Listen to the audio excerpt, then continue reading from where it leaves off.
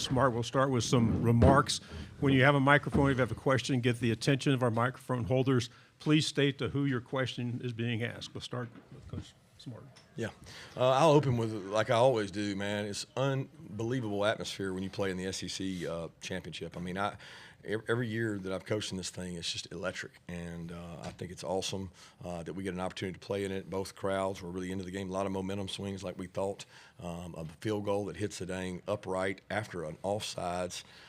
And then, we spotted them 10 just off of a turnover and a touchdown on a busted coverage by a freshman. So when you give good teams those things, they're going to be hard to beat. But, man, am I proud of our fight and our resiliency. I mean, two times we're down 10 or three times we're down 10. Offense battles back, never quits, never say die attitude. This team is really special in terms of how they play and how they compete. And they've been through a lot with the guys in and out of the roster, which has been tough on these guys. But I'm proud of them and congratulate Alabama on a great game. We'll start here in the front row. Kirby, two things. Why do you think the offense stalled after that opening drive? And if the committee's watching right now, what's your case to be the Final Four? Offense stalled after the opening drive. You're talking about the rest of the night? First 2, 3 up until the fourth quarter. Yeah, I think, well, number one, they did a good job there. We didn't have quite as much continuity maybe as we've had out there. And I mean, look, it's tough, guys. When Brock Bowers doesn't practice for 15 days and Ladd doesn't practice for 15 days and they try to go out in the game, timing and rhythm is critical. But give Alabama some credit. They played good defense, did a good job. I thought that we ran the ball well and did some good things. As far as your second question, look, Bill Hancock said, it's not the most deserving. He said, simply, it's the best 4 teams. So if you're going to tell me somebody sitting in that committee room and doesn't think that Georgia team's not one of the best 4 teams, I don't know if they're in the right profession, because it's a really good football team. It's a really talented football team. It's a really balanced football team. So, they have to make that decision. But it's the best 4 teams, and that's critical.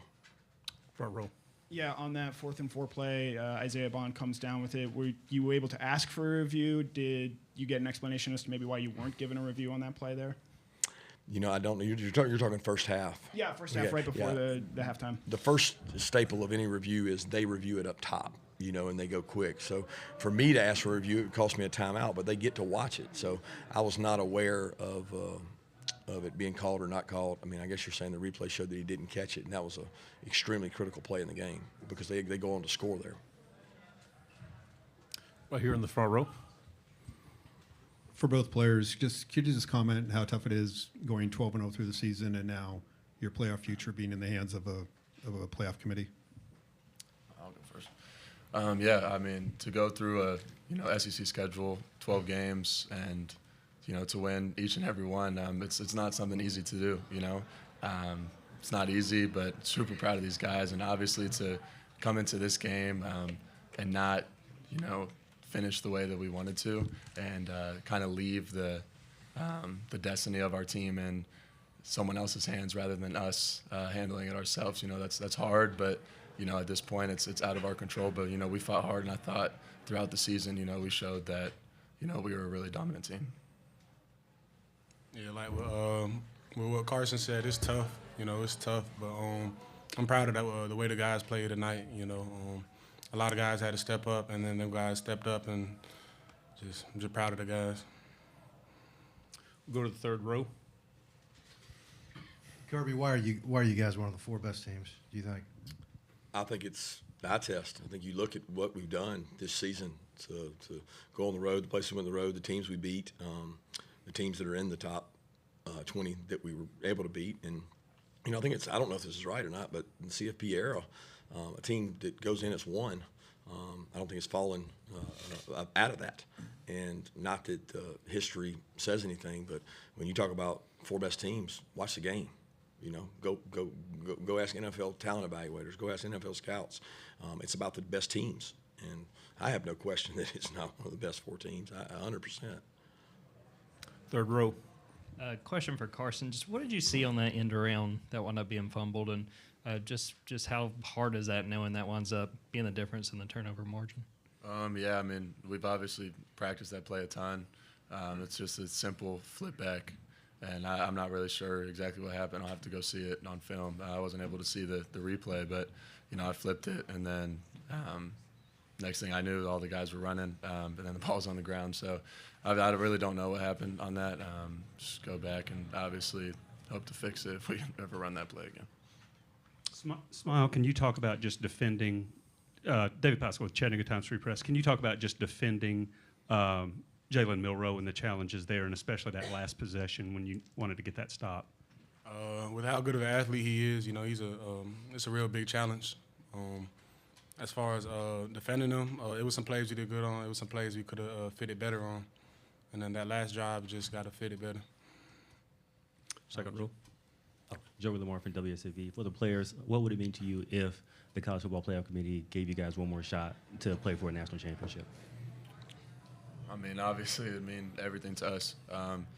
We've fought so hard through this season. I mean, it's been a gruesome season. There's been guys out fighting to get back. I mean, just like Coach Smart said earlier, Lad Brock, too. I mean, guys that are going to go on and play football for a long time haven't really practiced at all for the past 15 days, 2 weeks. They're out there battling. Obviously, we think that anybody that steps out on that field is going to go execute and play. And obviously, I have a ton of confidence in every guy that's out there and love them to death. We're in there fighting together each and every day. But to be given that chance would be everything to us. Front row again. Kirby, notwithstanding what you said, would you agree that this season is sort of unique from the standpoint there's at least 5, maybe 6 teams that can claim, quote, we're one of the 4 best teams in college football? Yeah, I guess that does make it unique because I don't know the history of the other years. The 5th team probably always feels like they didn't, but it seems like this is the year that it should be the 4 best teams because you can make a case for deserving for everybody. And it's unfortunate that these kids who give so much and play so hard, not just at Georgia, all these schools, they don't get to decide it really on the field. It's sitting back with a committee who's got to determine who the best 4 teams are. And if that's truly the 4 best teams, then let's put the 4 best teams in. We're on the right side. Kirby, just what is Sunday going to look like for you guys with that announcement coming around noon? Well, we as coaches, we play Alabama next year, I think early in the season. So we're coming in to grade the film, evaluate, see what we can do better and different. And then the coaches will have to get on the road and go recruiting. And we'll have a team meeting tomorrow afternoon sometime to go over the plans for the future. But these guys need some time, so they'll get some time off. But we'll have a team meeting tomorrow to go through what our plans are based on what we find out. Second row. Kirby, you haven't had to address the team after a loss for a while now. What was your message to them? I love them. I love them. There's guys in there. I told them there's 2 classes of guys in that room that have not lost a game.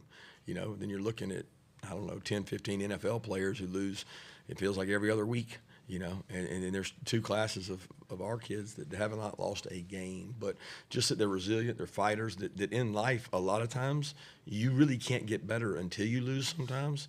Because you have to find out what you can do better, and it was a sad. There's some really upset guys, and there are a lot of guys really care about this team, and the culture is really good on this team. They were hurt in there, and rightfully so. But the message doesn't change. It's looking inward and figuring out what we can do.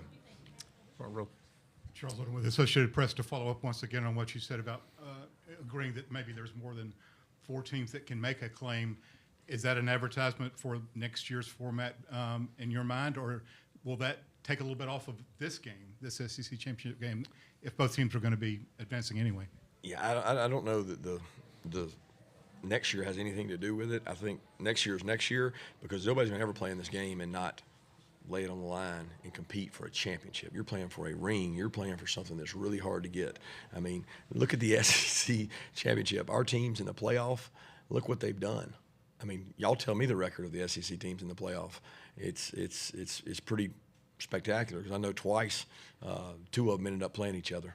So, who are the best teams, and do we want the best teams? Left side against the wall. Kirby, do you have any updates on Amarius Mims and how much did that just change your game plan when he went out? And also, what does it say about Brock Bowers and Lad McConkey, who you could see limping off the field at times? All those guys are just warriors. I mean, just fighting.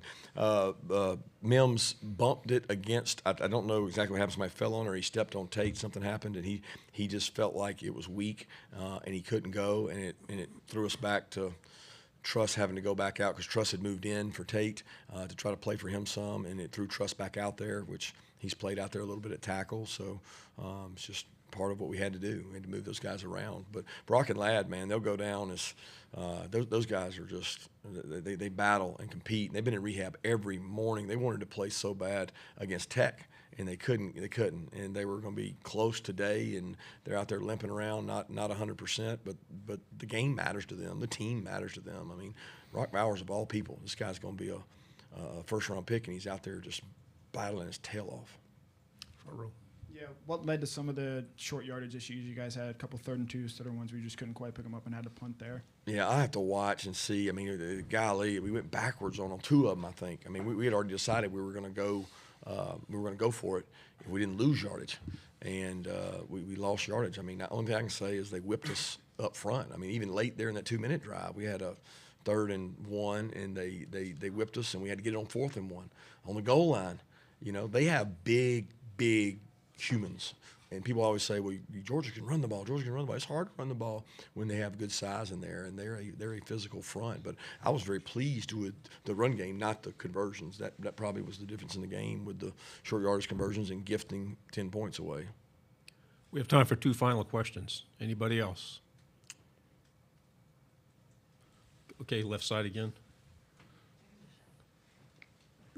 What's kind of the game plan tomorrow for watching? Are you guys going to all be together? What does that kind of look like for you guys watching the Final Four? No, I said earlier, we were going to come in and grade them. I've already set the schedule for the coaches. The defense will meet earlier. We'll go through the game plan and talk about things we could do different. And then offense will meet. There's a break in there for the coaching staff to be able to watch and do that. We're not bringing the players in till later to go over the schedule. So we'll have a better idea of what we're doing moving forward with them. I don't want to bring them in and not know information. So.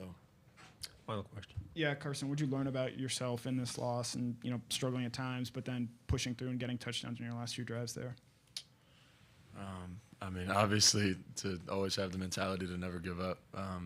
It's never over, and I truly believe that every guy on that sideline through every second of that game never gave up. And obviously, I'm super proud of this team, and it shows how resilient we are. Obviously, it didn't finish the way that we wanted to, but to see the guys fight and care and love each other on the field and truly fight for one another is special. And, I mean, it goes to say how special this program is and how Coach Smart has built this program. I mean, we just kept going out there and fighting and kept going. And obviously it didn't go our way at times, but just never give up. Okay, guys, thank you very much. Thank you.